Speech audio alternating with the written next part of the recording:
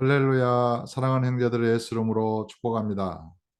오늘은 하나님 나라를 품은 사람 네 번째 챕터 율법으로부터의 자유, 율법과 복음의 문제를 다루겠습니다. 페이지 156페이지입니다. 율법으로부터 자유는 믿음의 전제 조건이다. 그러니까 율법에 대해서 자유하지 못한 자는 믿음을 가질 수 없다는 얘기입니다. 율법으로부터 자유하지 못한 자는 그리스도인이 될 수 없다. 예수 믿는 사람이 아니에요. 율법으로부터 자유하지 못한 자. 율법으로부터 자유하지 못한 자는 그리스도와 결혼할 수 없다.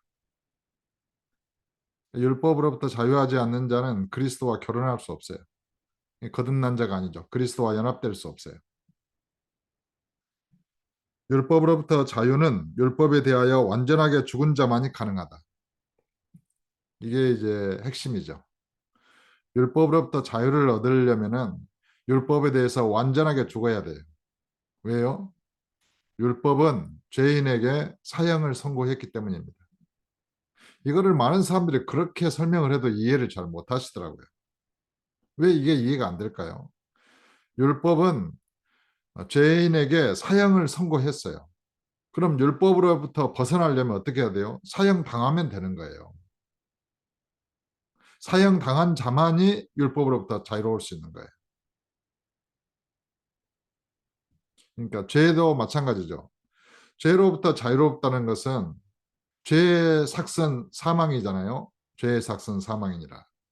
그래서 죄로부터 자유로우려면 죄의 삭을 지불하면 돼요. 그 죄의 삭은 죽음이에요. 그러니까 죽으면 죄로부터 자유롭게 되는 거예요. 죽은 자만이 죄로부터 자유로운 것입니다.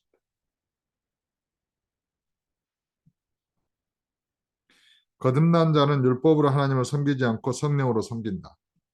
그래서 율법으로부터 자유로운 자는 예수를 믿은 자이고 예수를 믿어서 거듭난 자는 이제 율법을 따라서 하나님을 섬기는 게 아니에요. 근데 많은 사람들은 예수를 믿으면서 십계명을 지키는 것이 당연하다. 뭐 십계명을 지켜서 구원을 얻으려는 건 아니지만 그 마땅한 거 아니냐 이렇게 이야기를 하죠. 근데 거기에 함정이 있어요. 율법에 대한 죽음이 불확실해지잖아요. 십계명에 대해서 안 죽은 거예요. 율법의 대표에서. 율법의 대표에 대해서 안 죽었다는 것은 모든 율법에 대해서 안 죽은 것이죠. 그러면 어떻게 돼요?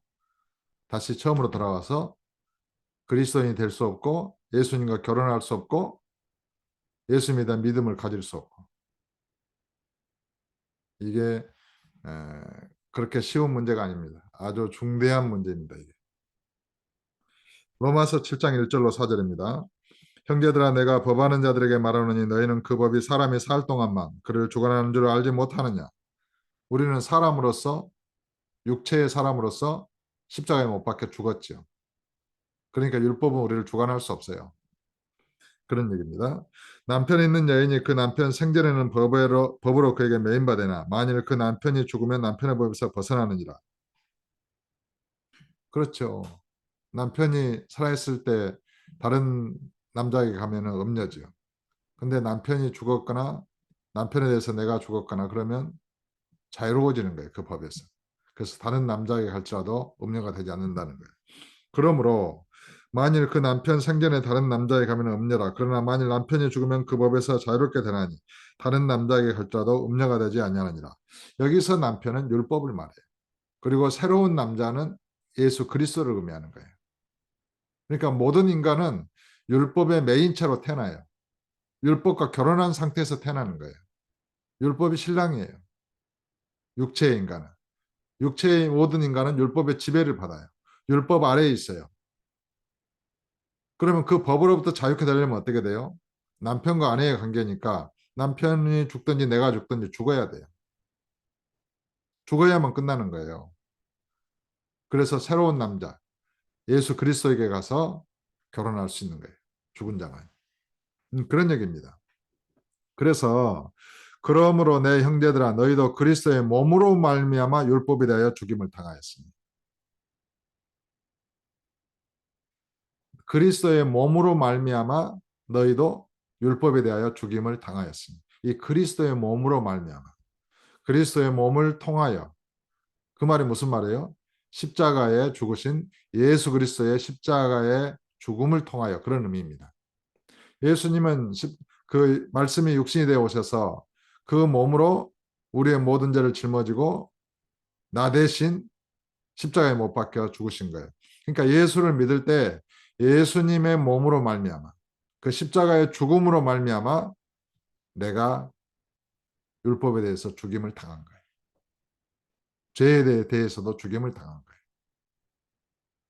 내 모든 죄도 물론 십자가에 못 박혔고 물론 나중에는 율법도 십자가에 못 박힙니다.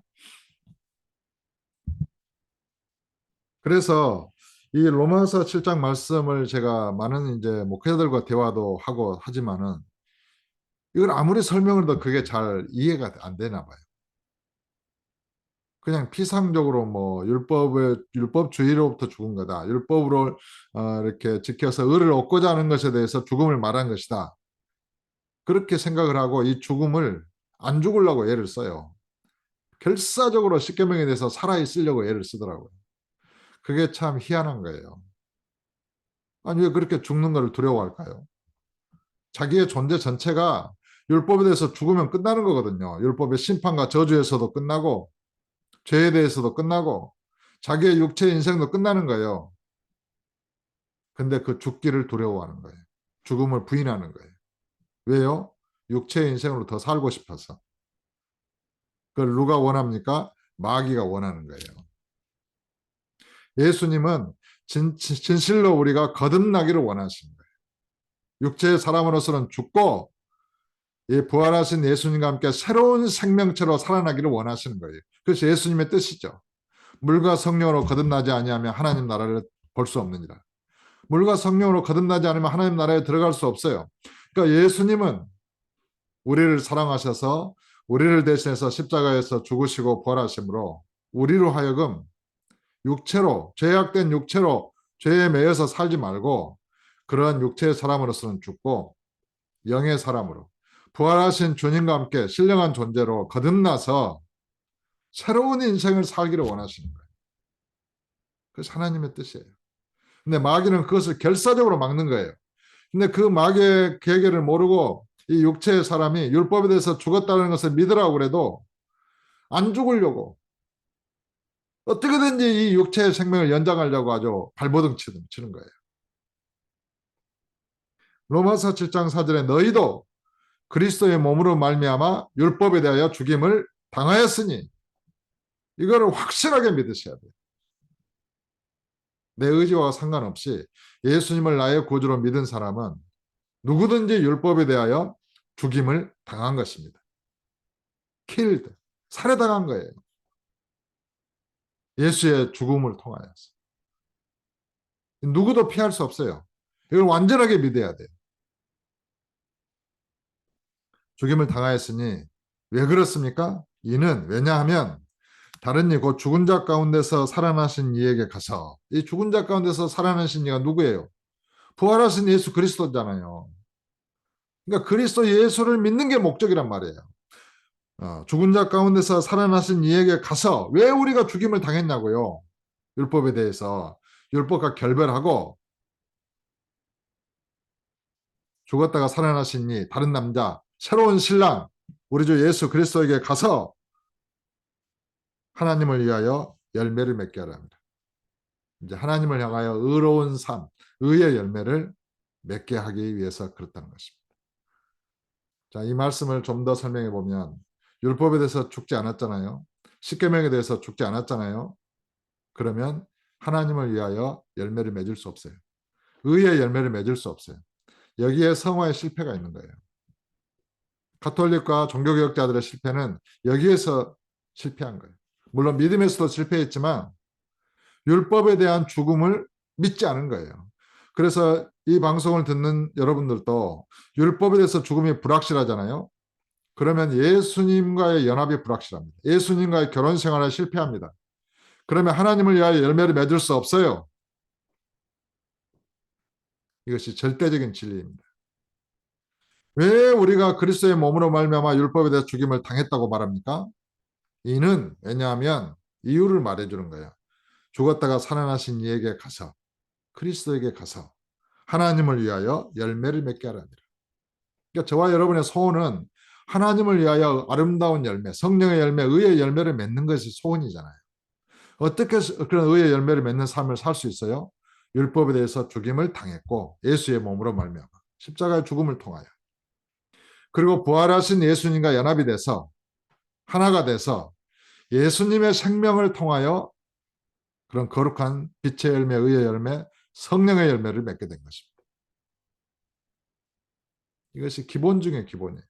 이 기초가 이게 무너지니까 아무리 애를 쓰고 신앙생활을 오래 하고 기도를 많이 해도 무너지는 거예요. 의의 열매를 맺을 수 없는 거예요.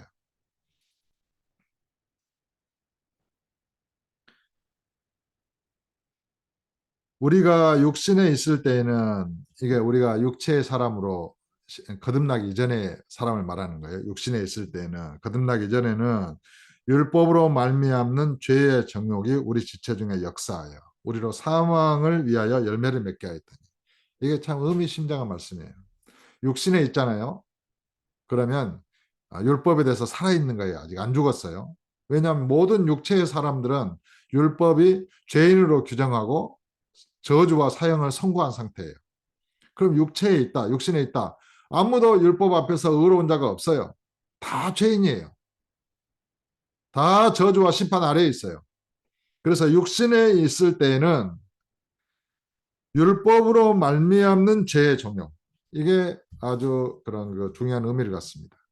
죄라고 하는 것은 율법을 통하여, through the law, 율법으로 말미암아, 율법을 통하여 죄가 육신의 존재에게 역사하는 것입니다. 율법이 통로가 되는 거예요. 율법이 수단이 되는 거예요. 하나님의 율법은 거룩하고 의롭고 신령합니다. 하지만 죄는 그 법을 통하여 육신의 존재에게 침투해서 번성하는 것입니다. 이것이 이제 율법과 죄와의 관계의 신비로운 관계예요. 좀 이해하기 어려우신가요? 처음 들으신 분들은 굉장히 이해하기 어려우실 수도 있어요. 그러나 이제 이것이 명확하게 이제 나중에 드러납니다. 그러니까 율법으로 말미암는 죄의 종욕이에요. 죄의 종욕이 우리 지체 중에 역사하여 우리로 사망을 위하여 열매를 맺게 하였더니, 결국에는 죽게 되는 거죠. 사망의 열매를 맺게 되는 거예요. 죄인으로 드러날 뿐이고 심판을 받게 되는 것이죠. 맺게 하였더니 이제는 우리가 얽매였던 것에 대하여 죽었으므로 율법에서 벗어났으니, 완전하게 예수의 죽음을 통하여 우리는 율법에 대해서 죽음으로 죽은 자가 돼서 완전하게 벗어난 것입니다. 벗어났으니 이러므로 우리가 영의 새로운 것으로 섬길 것이요. 이제 성령을 따라서 성령의 새로운 법으로 주님을, 하나님을 섬기는 거예요. 영의 새로운 것으로 섬길 것이요 율법 조문에 묵은 것으로 아니할지니라. 율법 조문에 묵은 것, 뭐 제사법이든지 의식법이든지 도덕법이든지 율법의 계명을 통하여 하나님을 섬기는 것이 아니라는 것입니다. 율법 조문에 묵은 것으로 아니할지니라. 이게 섞이면 어떻게 돼요? 헌 가죽 부대에 새 포도주를 부어 넣는 것과 같이 되는 거예요. 둘 다 못 쓰게 돼버리는 거예요. 이것이 섞이게 되면 갈라디아서에서 말한 다른 복음의 저주를 받게 됩니다. 이게 섞이면 안 되는 거예요. 자, 157페이지 율법이란 무엇인가? 율법은 온 세상을 하나님의 심판 아래 두기 위하여 주어진 것이다. 이걸 이해를 해야 돼요. 율법은 온 세상을 하나님의 심판 아래 두기 위하여 주어졌다라고 성경은 말합니다. 율법은 출애굽한 이스라엘 백성에게 주신 의로운 법이다. 기원전 1400년대에 주어진 모세율법은 그리스도의 십자가의 죽음까지 인류를 지배했다. 그런데 이 율법이 아직 완성되지 않았다고 생각하고 율법을 지켜야 한다고 생각하는 그리스도인들이 많다. 그리고 율법 자체를 모르는 사람들이 대부분이다. 사실 한국은 모세를 통해 주신 십계명과는 아무런 상관도 없는 민족이었다. 그런데 기독교가 전파되면서 구약 성경이 들어오고 구약에 기록된 십계명이 도덕적 표준처럼 되어 강조된 것이다. 그러나 십계명은 여호와께서 이스라엘 민족에게 주신 구약의 법이지 만민에게 주신 신약의 법은 아니다. 그럼에도 많은 기독교인들은 구약의 율법과 신약의 법을 혼동하고 신약의 기독교인들에게 구약의 율법이 효력이 있거나 가이드로서 유효하다고 하는 이론에 갇혀 있다. 그러니까 신약은 신약의 법이 따로 있어요. 구약은 구약의 율법이 따로 있는 거예요. 이게 구분이 있어요. 이게 섞이면은 헌 가죽 부대에 새 포도주를 넣는 거예요. 새 옷을 주셨는데 헌 옷에다가 새 옷을 찢어가지고 짜집게 하는 거하고 똑같아요. 이거 짜집게 하면 안 되는 거예요. 완전히 다릅니다. 신약의 구약과 신약의 세계가 다릅니다. 그 법의 체계가 달라요. 유대인이 율법에서 벗어나는 것은 민족의 역사와 정신을 버리는 것과 마찬가지이기 때문에 어려운 일이다. 그러나 본래 율법과는 상관없이 복음을 받아들이는 이방인들도 성경이라는 특성 때문에 구약의 율법에 대하여 잘 알게 되었고 구약의 율법의 정신을 받아들여 그 율법 안에 갇힌 후에는 율법으로부터 탈출하는 것이 어렵게 되었다. 원래 이방 민족은 구약의 십계명이나 율법과는 상관없이 예수의 복음을 들었죠. 근데 이제 성경은 구약과 신약이 함께 오잖아요. 그러니까 구약을 열심히 공부하다 보니까 구약의 정신에 갇히게 된 거예요. 율법의 정신에 갇히게 된 거예요. 왜냐하면 육체라고 하는 존재는 율법의 정신에 매여 있어요. 태어날 때부터. 그래서 이제 율법의 정신을 갇힌 이후에는 예수님을 믿는 믿음을 아무리 강조해도 그 정신하고 섞여가지고 그 율법의 정신으로부터 탈출하는 것이 굉장히 어려워지게 됐단 말이에요. 그것이 이제 신학적으로 또 그것을 이렇게 공고하게 해가지고 탈출하지 못하게 만들었어요. 누가 그렇게 했겠어요?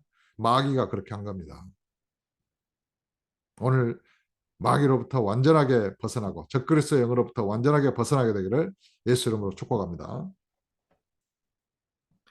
이러한 문제는 초대교회 시대에 갈라디아 교회에 나타난 문제이다. 갈라디아서를 통하여 충분하게 설명되었음에도 불구하고 한국과 세계 대부분의 교회는 율법으로부터 온전한 자유를 누리지 못하고 오히려 율법의 저주와 변질된 복음의 저주에 갇혀 있다. 갈라디아서 2장 19절 내가 율법으로 말미암아 율법에 대하여 죽었나니 이는 하나님에 대하여 살려 함이라. 여러분 이 말씀을 어떻게 이해하십니까?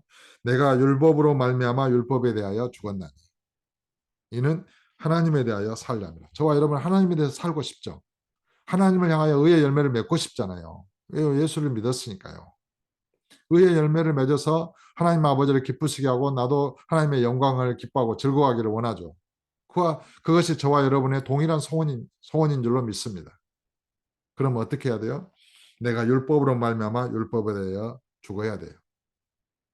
지금 사도 바울은 갈라디아서 2장 19절에서 내가 율법으로 말미암아 율법에 대하여 죽었나니 이거는 왜냐하면 이유를 나타내는 접속사예요. 그 죽은 이유를 설명해 주는 거예요.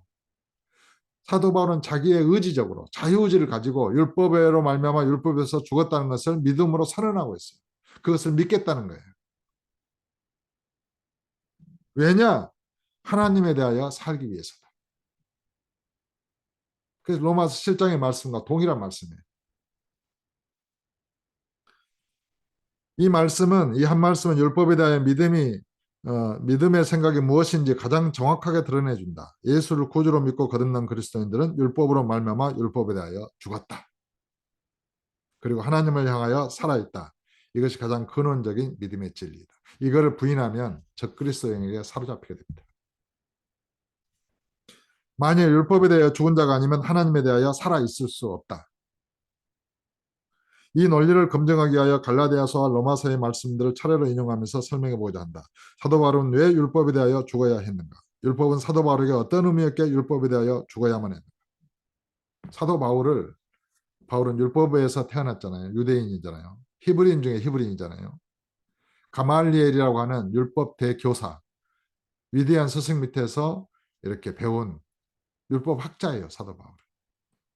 그는 예수를 안 믿어가지고 예수를 이단의 개수다라고 해가지고 대제사장들로부터 그때 율법을 지키는 그런 제사장이나 서기관 바리새인들로부터 공문을 받아가지고 예수 믿는 자들을 잡아 죽이는 데 앞장선 그런 아주 흉폭한 자였어요.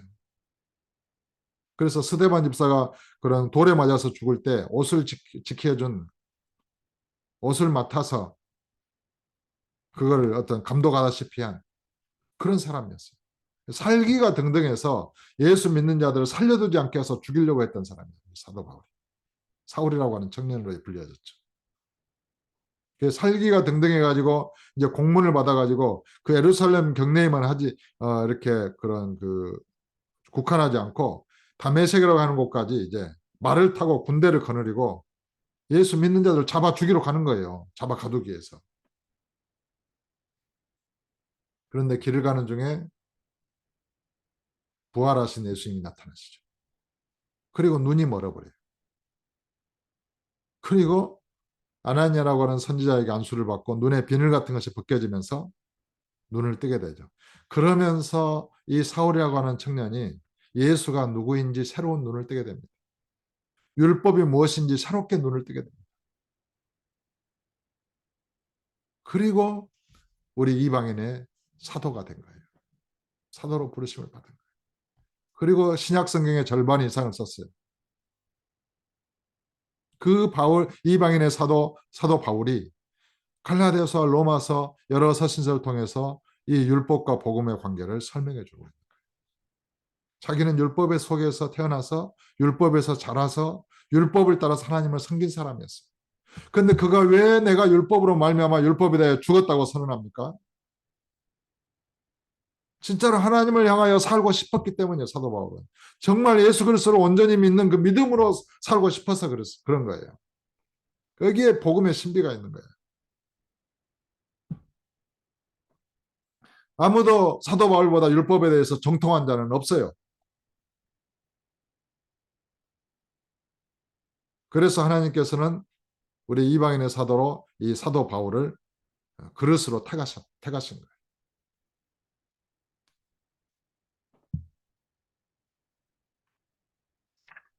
갈라디아서 2장 16절에 사람이 의롭게 되는 것은 율법의 행위로 말미암음이 아니요 오직 예수 그리스도를 믿음으로 말미암는 줄 알므로. 이것이 이제 초대교회의 가장 큰 영적인 대결이에요. 율법을 지켜서 하나님의 앞에 의롭게 되는 것이냐, 아니면 예수를 믿어서 하나님 앞에 의롭게 되는 것이냐. 이 두 개가 충돌하는 거예요. 이건 큰 세계관의 충돌이고 영적인 세계의 충돌이에요. 사람이 의롭게 되는 것이 율법의 행위로 말미암음이 아니다. 이것이 이제 복음의 선언이죠. 그러나 유대인들은 그게 아니에요. 아니다. 사람은 율법을 지켜야 한다. 이방인의 사도 바울은 아니다. 사람이 의롭게 되는 것은 율법의 행위로 말미암음이 아니다. 선언하는 것이죠. 그래서 오직 예수 그리스도를 믿음으로 말미암는 자함으로. 오직, only. 여기에서 오직 믿음이 나오는 거예요. 율법과 대비해서. 믿음의 순종, 믿음의 행위를 배제한 오직 믿음이 아니고 행함을 배제한 열매가 없는 그런 행함이 없는 믿음으로서의 오직 믿음이 아니고 율법의 행위를 배제한 율법을 지켜서 율법의 행위로 의롭다함을 얻으려 하는 그 율법을 배제한 only 오직 예수를 믿음으로 의롭다함을 얻고 의롭게 되는 것입니다. 그래서 이 갈라디아서나 로마서에서 나타난 믿음은 믿음의 행위라든가 믿음의 순종 이런 것은 정확하게 어떤 강조해서 드러나지는 않아요. 왜냐하면 율법과의 관계에서 율법의 행위를 배제한 것이기 때문에 그래요. 율법의 행위와 믿음이 서로 대립되는 거예요. 초창기에는. 나중에는 이제 어떻게 됩니까? 이 믿음이 진짜냐 가짜냐 이것이 대립이 돼요. 진정한 믿음과 거짓된 믿음. 이것이 이제 야고보에서 나타나는 행함의 문제예요. 믿음의 행위냐 아니면 거짓된 믿음의 삶이냐. 육신의 삶이냐 성령에 의한 삶이냐. 육신에 의한 것은 거듭나지 않는 거죠. 그러니까 믿음이 아니에요. 그래서 육신의 일을 행하는 자들은 하나님 나라를 유업으로 얻지 못하고 성령의 열매를 맺는 자는 금지할 법이 없고 하나님 나라를 유업으로 얻고 이게 두 개로 나눠지는 거예요. 그러니까 처음에 율법과 믿음이 대립하고 율법의 행위와 믿음이 대립하잖아요. 믿은 이후에는 복음이 이제 전파돼가지고 교회가 세워진 이후에는 진정한 믿음의 믿음과 거짓된 믿음이 대립을 해요. 진정한 믿음은 성령으로 살고 성령의 열매를 맺고 거짓된 믿음은 죄악의 삶을 살고 죄악의 열매를 맺고 육신으로 살고 이것이 서로 육신과 성령이 대립하는 거예요. 이렇게 이제 성경 구조가 되어 있는 거예요. 그런데 이제 예수를 믿었으니까 의롭다함을 얻었다. 이게 완전한 구원이다. 그리고 구원받은 자로서 남은 인생을 살아간다. 그러면 어떻게 그것이 진짜 믿음인지 가짜 믿음인지 나중에 구원의 완성에 있어서 다 드러날 텐데 구원의 성장도 없고 믿음의 성장도 없고 완성도 없고 완전 신학이 뒤죽박죽이죠.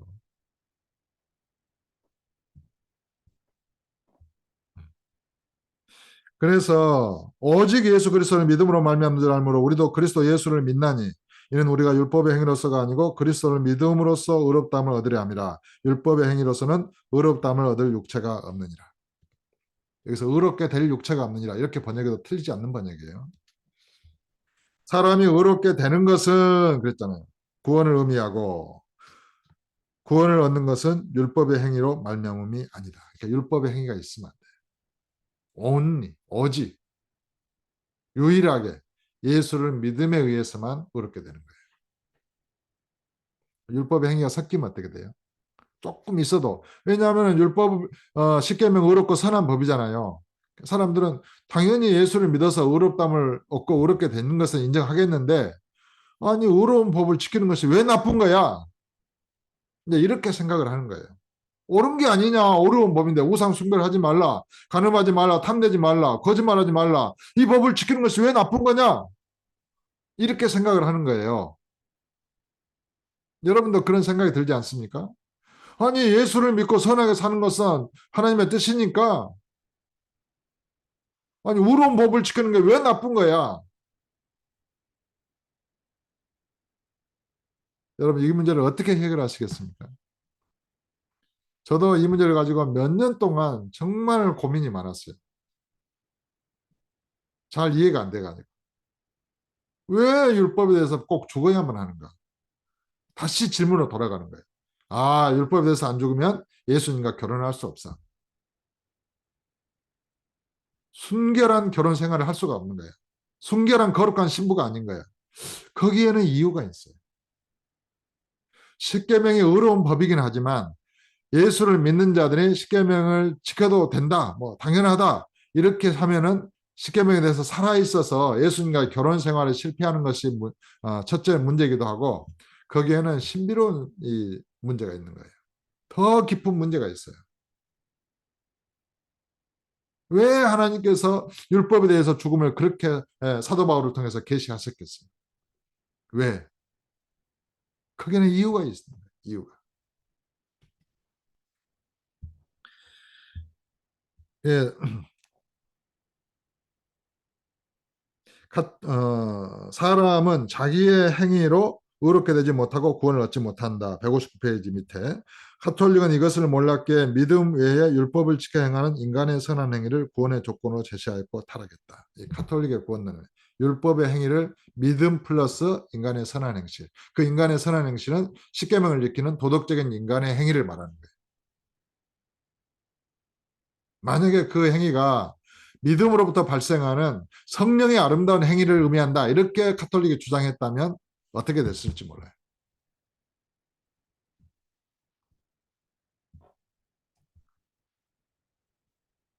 그래서 종교개혁자들은 카톨릭에 반대하여 구원의 조건에서 인간의 공로를 주장하는 선한 행실을 빼어냈죠. 율법의 행위로 구원을 얻는 게 아니니까 그걸 완전하게 제거했어요. 그건 잘한 거예요. 종교개혁자들은 그거는 잘했죠. 오직 믿음 이걸 강조했죠. 그 선한 행실을 딱 빼냈어요. 오직 믿음 좋아요. 근데 믿음 안에 예수님의 행하심이 들어있다는 걸 몰랐죠. 십자가의 죽음과 부활에 들어있다는 걸 있어야 한다는 걸 몰랐죠. 거듭난 믿음 안에 들어있어야 되는 걸 몰랐죠. 그러니까 어떻게 해요? 예수를 믿어도 죄가 제거되지 않는다. 의의 옷을 입는다. 이렇게 주장을 한 거예요. 그리고 점진적인 성화를 주장했죠. 이게 올바른 믿음이고 올바른 구원에 이르렀습니까? 그러나 종교개혁자들의 주장한 믿음 안에는 행함이 배제되어 행함 없는 믿음으로서 죽은 것임이 드러났다. 죽은 믿음으로는 아무런 선한 행실의 열매도 맺을 수 없다. 율법의 행위로서는 의롭다함을 얻을 육체가 없다고 성경은 말한다. 그러니까 율법의 행위, 그다음에 믿음. 믿음은 믿음의 행함이 그 안에 들어있는 거예요. 그래서 구원. 이렇게 돼야 되는데 종교개혁자들은 율법의 행위를 제거하면서 행위 자체를, 인간의 선한 행실을, 인간의 공로를 다 제거하면서 그리스도의 선한 행실도 생각하기 어렵게 만들어버린 거예요. 믿음 안에 들어있는 진정한 선한 행실, 예수님의 의로운 행실. 그러니까 믿음은 죽은 믿음이죠. 단지 의의 옷을 입었을 뿐이에요. 인간은 거룩하게 의롭게 하는 능력도 없어요. 죄를 제거하는 능력도 없어요. 보혈의 능력도, 십자가의 피의 능력도 부인해요. 성령의 중생케 하시는 그 성령의 역사도 부인해요. 그런 건 믿음이 아니죠. 그래서 칭의 구원은 거짓된 거예요. 마귀의 교리인 거예요.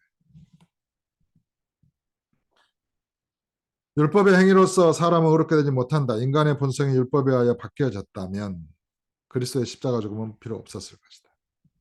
여러분, 율법이 범죄하지 말라, 우상숭배하지 말라, 거짓말하지, 이 법이 인간의 내면의 죄를 제거하고 인간의 본성을 바꿨습니까? 새롭게 하는 능력이 있습니까? 율법은 그런 능력이 없어요. 인간의 노력에 의하여 율법을 지킴으로 의롭게 되는 것이 가능하였다면 그리스도의 십자가 죽음은 필요 없었을 것이다. 율법의 행위로서는 의롭게 된 육체가 없다. 사람이 의롭게 되는 것은 율법의 행위로 되는 것이 아니라 오직 예수를 믿음으로 되는 것이다. 그럼 예수를 믿으면 사람이 의롭게 되는 것이냐? 의롭게 되는 것이죠. 본성과 본질이 바뀌어버리는 것이죠.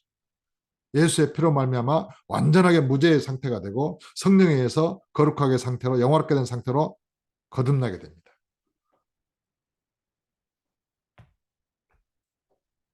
근데 많은 사람들이 교회 다니면서도 인간의 본성은 안 바뀌어. 천성이 어떻게 바뀌어? 그거는 십자가의 죽음과 부활을 안 믿는 거예요. 아니, 옛사람이 십자가에 못 박혀 죽었다는데 그걸 안 믿고 어떻게 거듭난 자로서 살아요? 거듭남이 없는 그 복음이 복음입니까? 거듭나지 않은 자는 천국에 못 간다고 주님이 말씀하셨는데, 그러니까 인간의 육신의 천성이나 타고난 그런 본성 이런 것들은 십자가에 못 박혀 죽어버리고 그리스도의 새로운 성품, 의로운 성품, 의로운 본질, 말씀과 성령으로 다시 태어나는 거예요. 이것이 거듭남이죠.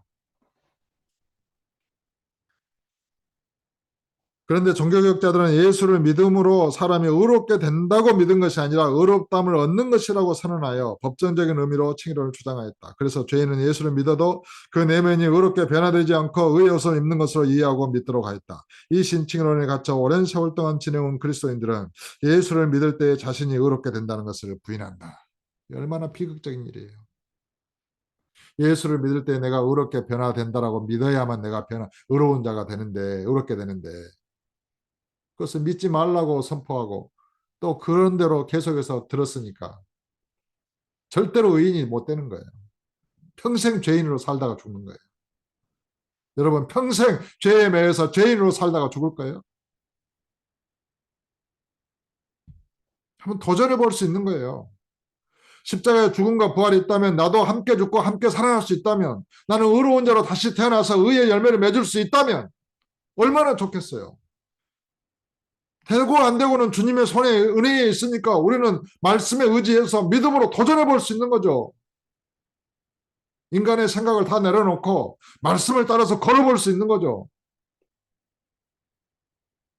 그거를 이루시는 분은 성령 하나님이시잖아요. 성령께서 이루시면 어떻게 할 거예요? 왜 안 된다고 부정을 하는 거예요? 주님이 전능하시다는 것을 안 믿습니까?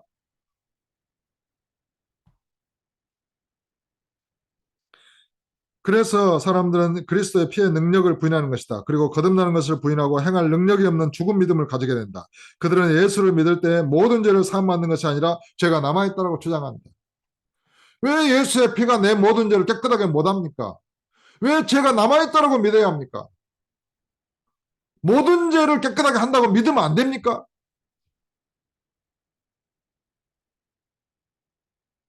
예수님은 예수를 믿을 때에 그 믿는 자의 모든 죄를 예수의 피로 깨끗하게 하십니다. 깨끗하게 하셨습니다. 모든 죄를 짊어지고 십자가에서 못 박혀 죽으셨습니다. 그러므로 모든 죄는 제거된 거예요. 예수를 믿을 때에 저와 여러분의 모든 죄는 예수님의 십자가의 죽음에 의해서 다 제거된 것입니다. 완전하게 제거된 거예요. 그리고 부활하신 예수님과 연합해서 완전하게 거룩한 존재로 다시 태어난 것입니다. 새롭게 일으킴을 받은 거예요. 예수님과 연합된 존재로.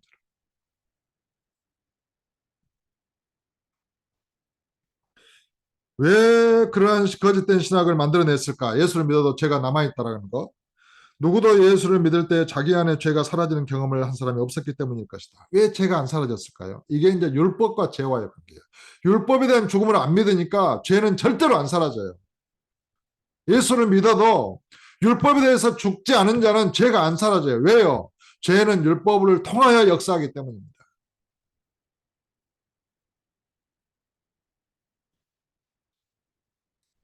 율법이 없으면 죄가 죽어요. 근데 율법이 있으면 죄가 살아나는 거예요. 이제 이 부분을 앞으로 계속 다루게 될 겁니다. 왜 예수를 믿어도 죄가 제거되지 않는 것일까? 여러 가지 요인이 있지만 율법과의 관계에서 이 문제의 근원을 추적하고자 한다. 죄는 율법과의 관계에서 발생한다. 아담에게 선악과를 먹지 말라는 계명이 없었다면 선악과를 먹는 죄도 발생하지 않았을 것이다. 법이 없는데 어떻게 죄가 있어요? 죄는 법이 있기 때문에 죄가 있는 거예요. 여러분 이 법을 잘 생각하셔야 돼요. 이게 제 의론이 아니고 사도 바울이 성경을 통해서 계시하신 거예요. 조금 이따 나올 거예요. 아무런 법이 없는데 법을 어기는 죄가 발생할 수 있는가? 계명이 없었다면 아담은 범죄하지 않았을 것이고 세상에 죄가 들어오지 못했을 것이며 인류는 영생을 누리고 있을 것이다. 그리고 그리스도의 십자가 죽음은 일어나지 않았을 것이고 거듭남도 없었을 것이며 부활도 일어나지 않았을 것이다. 아담의 범죄는 슬픈 일이었지만 거듭난 우리에게는 그 나름대로 유익이 있다. 로마서 5장 12절에 그러므로 한 사람으로 말미암아 죄가 세상에 들어오고 죄로 말미암아 사망이 들어왔나니 이와 같이 모든 사람이 죄를 지었으므로 사망이 모든 사람에게 이르렀느니라. 아담 한 사람의 범죄로 말미암아 모든 인류는 죄인이 되었고 죽음에 이르렀다. 그런데 하나님께서는 모세를 통하여 율법을 주셨다. 이렇게 율법을 주신 이유를 성경은 다음과 같이 말한다. 로마서 5장 20절 율법이 들어온 것은 범죄를 더하게 하려 함이라. 율법이 들어온 것은 모세를 통해서 율법을 주셨잖아요. 왜 주셨냐는 거예요. 구약 성경에는 이 계시가 드러나지 않아요. 사도 바울을 통해서 신약에 와서야 율법을 주신 진정한 그 하나님의 의도가 명백하게 계시됩니다. 율법을 들어온 것은 하나님께서 율법을 주신 것은 범죄를 더하게 하려 합니다. 이 더한다는 게 increase, 증가시키려 한다는 의미예요. 죄를 증가시키기 위하여 율법을 주셨다는 거예요. 여러분 이걸 이해할 수 있나요? 율법은 죄를 제거하기 위한 것이 아니다. 율법은 죄를 억제하기 위한 것이 아니다. 그러므로 율법을 지켜 점진적인 성화를 이룬다는 것은 거짓이다. 성령의 권능으로 율법을 지켜 행한다는 것은 무한한 사랑의 자유를 가진 자가 그 사랑의 자유를 잃어버린 것과 같다. 율법은 죄를 증가시키기 위하여 주어졌다.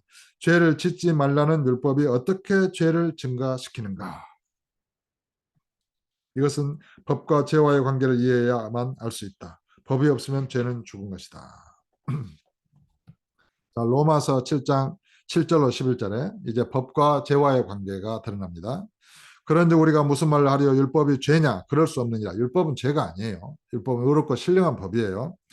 율법으로 말미암지 않고는 내가 죄를 알지 못하였으니 곧 율법이 탐내지 말라 하지 아니하였더라면 여기서 말하는 율법은 십계명을 말하는 거예요.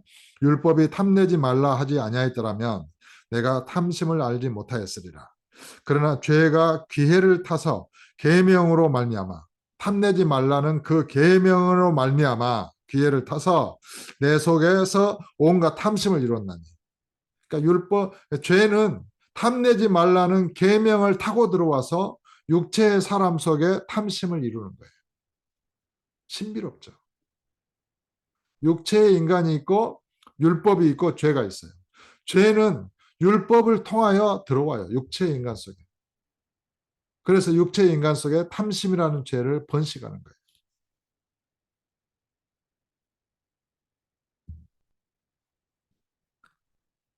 탐심을 이루었나니 이는 율법이 없으면 죄가 죽은 것입니다.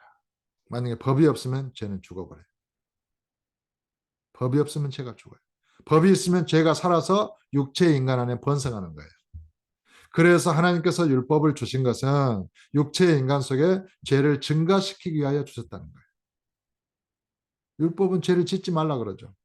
근데 죄는 그 법을 통해서 인간 속에 들어와서 율법이 금지한 그 죄를 번성시켜요. 이게 심오한 계시예요.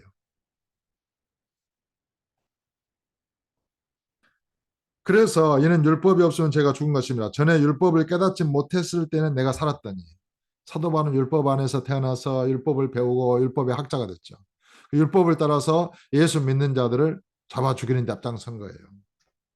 그때는 율법을 깨닫지 못했어요, 사도 바울이. 근데 부활하신 예수님을 만나고 나서 눈이 멀고 다시 눈이 떠지고 나니까 이제 율법이 새롭게 보인 거예요. 예수님이 새롭게 보인 거예요. 비로소 눈이 떠진 거예요. 그래서 율법을 깨닫지 못했을 때는 내가 살았는데 율법을 깨닫고 나니까 어떻게 해요? 계명이 이름에 이건 율법을 깨닫고 나니까 죄는 살아나고 나는 죽었도다. 그러니까 율법이 진정으로 살아있잖아요. 그러면은 죄가 살아나요. 그럼 인간은 죽어요. 죄 때문에 죽게 되는 거예요. 죽어야 돼요. 진정으로 법을 깨달으면 내가 저주받고 죽어야 될 죄인이라는 것을 깨닫게 돼요. 그것이 법의 본질이에요. 나는 죽었도다. 생명에 이르게 할 그 계명이 내게 대하여 도리어 사망에 이르라는 것이 되었도다. 죄가 기회를 타서 계명으로 말미암아 나를 속이고 그것으로 나를 죽였는지라. 여기에서 사도 바울의 그런 절규에 찬 그런 이게 고백이 나오는 거예요. 내가 죄인 중에 괴수다. 내가 소경 중에 소경이야. 나는 율법을 따라서 정말 하나님의 아들이신 예수님을 구세주를 잡아 죽이는 데 앞장섰다. 그 믿음을 진멸하기 위해서 내가 앞장섰다. 내가 바로 소경이고 내가 바로 죄인 중에 괴수였다. 그렇게 외친 거예요. 그래서 내가 그 율법에 대하여 율법으로 말미암아 나는 죽었다. 왜냐? 나는 이제 예수님을 믿어서 예수님을 따라서 하나님을 위하여 살기 위해서다. 그렇게 고백하는 거예요. 이 성경의 진리를 단순한 지식으로 이렇게 받으면 안 돼요. 진리로 받아야 돼요. 진리의 생명으로. 사도 바울이 그렇게 처절한 고통과 그 몸부림 속에서 계시를 받고 성령의 계시를 받고 깨달아서 주께서 저와 여러분을 위하여 우리를 위하여 주신 이 생명의 말씀을 믿음으로 받아야 돼요. 사람의 논리가 아니라는 거예요. 생명의 말씀 자체예요. 율법에 대해서 죽었어요. 그래야 예수님과 연합해서 예수님과 결혼 생활할 수 있어요. 하나님을 향하여 살 수 있어요.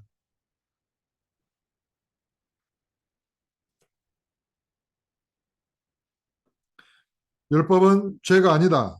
하지만 탐내지 말라는 율법은 죄가 그 계명을 타고 인간 속으로 침투하여 탐심이라는 죄를 번식한다. 이것을 죄가 기회를 타서 계명으로 말미암아 내 속에서 온갖 탐심을 이루었다고 사도가 증언한 것이다. 그리고 율법이 없으면 죄는 죽은 것이라고 선언한다. 사도 바울이 율법 아래에서 살 때는 자기가 의로운 줄로 생각하고 살아 있었다. 하지만 진정한 율법을 깨닫고 나서는 자기가 죽을 죄인임을 인정하게 된다. 여러분이 진정으로 하나님의 십계명 앞에 서 보십시오. 여러분이 죽을 죄인이라는 것을 인정해야 됩니다. 그리고 십자가의 죽음으로 죽었다는 것을 믿어야 합니다. 그래야 율법의 저주, 그 십계명에는 저주가 있어요. 지키면 축복이지만 하나라도 어기면 저주를 받게 돼요. 죽어야 돼요. 그래서 예수의 죽음으로 내가 죽은 거예요. 율법에 대해서. 그것이 이제 나중에 십계명을 인정하는 길이고 율법을 세우는 길이라는 것을 또 이해하게 됩니다. 언제는 율법에서 죽었다 그러고 언제는 율법을 또 세운다 그러고 너무 어려우신가요? 어려울 수 있죠. 인간은 누구든지 진정한 율법을 깨달으면 자기가 죽을 죄임을 인정할 수밖에 없다. 율법을 완전하게 다 지켜 행하여 의롭다고 인정받을 육체는 없기 때문이다. 진정으로 여러분이 율법을 인정하십니까? 그럼 여러분이 죽을 죄인임을 인정해야 됩니다. 인정했습니까? 그럼 예수의 십자가의 죽음이 여러분 자신을 대신한 죽음이잖아요. 그래서 율법에 대해서 죽었다는 것도 믿어야 됩니다. 그걸 인정해야 됩니다. 그걸 안 믿으면요, 예수 믿는 자가 못 되는 거예요. 로마서 3장 19절 20절에 우리가 알거니와 물은 율법이 말하는 바는 율법 아래에 있는 자들에게 말하는 것이니 이는 모든 입을 막고 온 세상으로 하나님의 심판 날에 있게 하려 함이라. 그러므로 율법의 행위로 그의 앞에 의롭다 하심을 얻을 육체가 없는 율법으로는 죄를 깨달음이라. 그러니까 하나님께서 율법을 통해서 말씀하시는 것은 모든 입을 막고 온 세상으로 하나님의 심판 아래에 있게 하기 위하여 율법을 주신 거예요. 율법은 심판하는 법이에요. 인간이 자기의 머리를 스스로 의롭다고 내밀잖아요. 율법에 의해서 박살나는 거예요. 율법은 그래서 죄를 깨닫게 하는 거예요. 죄인으로 드러나게 하는 거예요. 온 세상을 심판하려 하는 법이니까. 그러니까 하나님께서는 왜 모세를 통하여 율법을 주시고 나중에 예수 그리스도를 보내셨는가? 모세 율법을 통하여 죄를 증가시켜 인간으로 하여금 죄를 깨닫게 하고 나에게는 의가 없구나. 정말 나는 아무리 노력하고 힘써도 율법을 다 지켜 행할 수 없구나. 그걸 알게 돼요. 그러면 어떻게 됩니까? 이제 죄가 증가되고 자기가 죄에 더 깨달아지고 이제 이렇게 되죠.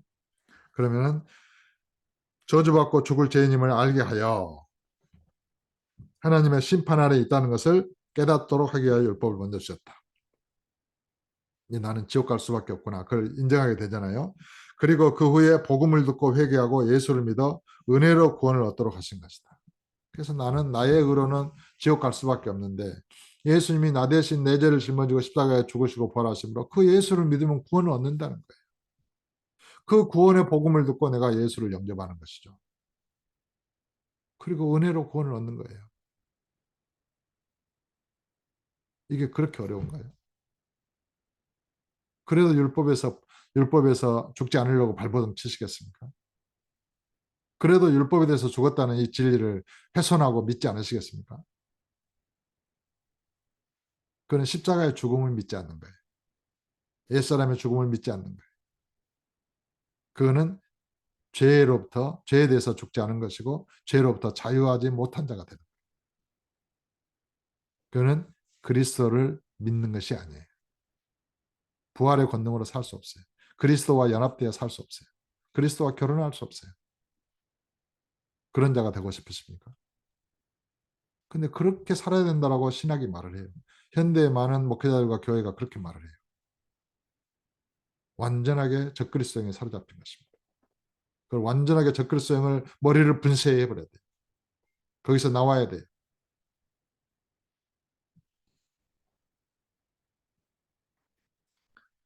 그래서 율법은 죄인을 그리스도께로 인도하는 초등교사의 역할을 하도록 주어졌다.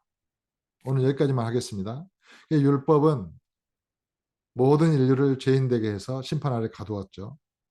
그리고 예수님의 복음을 딱 들려주시면 사람들은 예수님 외에는 구원을 얻을 수 없다는 것을 이해하게 돼요.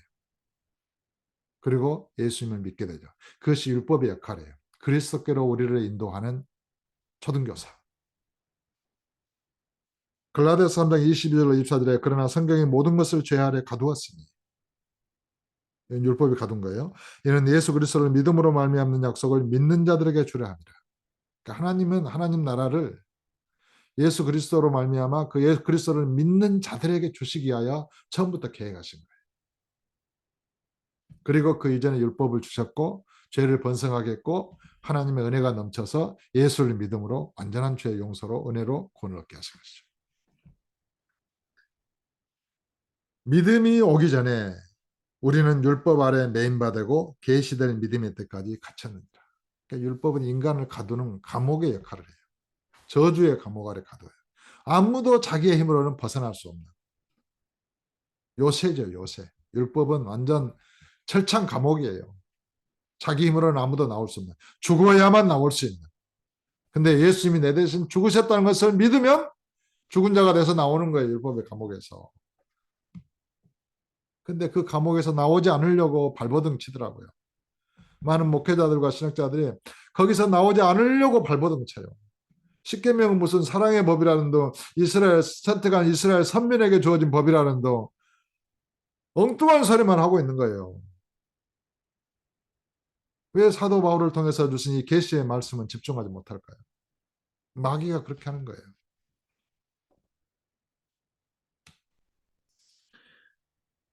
그래서 믿음이 오기 전에 우리는 율법 아래 매인받고 계시되는 믿음의 때까지 갇혔느니라. 이같이 율법이 우리를 그리스도께로 인도하는 초등교사가 되어 우리로 하여금 믿음으로 말미암아 의롭다함을 얻게 하려 함이라. 예수를 믿음만으로, 오직 예수를 믿음으로, 율법이 아니고, 율법의 행위로서는 의롭다함을 얻을 육체가 없고, 오직 예수를 믿음으로 하나님 아버지의 의에 이르게 된 것입니다. 의인이 되고 의롭게 된 것입니다. 그 예수 믿음을 말하는 거예요. 그리고 그 믿음 안에는 예수님의 의로운 행실로 가득히 들어있는 것이죠. 그것이 진정한 믿음이죠. 그러나 가짜 믿음은 육신을 따라서 계속 사는 거예요. 죄악의 삶을 사는 거예요. 그런 자들은 예수를 믿는 자가 아니고 거짓 선지자들이다. 주께서 이렇게 판단하시는 거예요. 그들의 행위대로 심판하시는 거예요.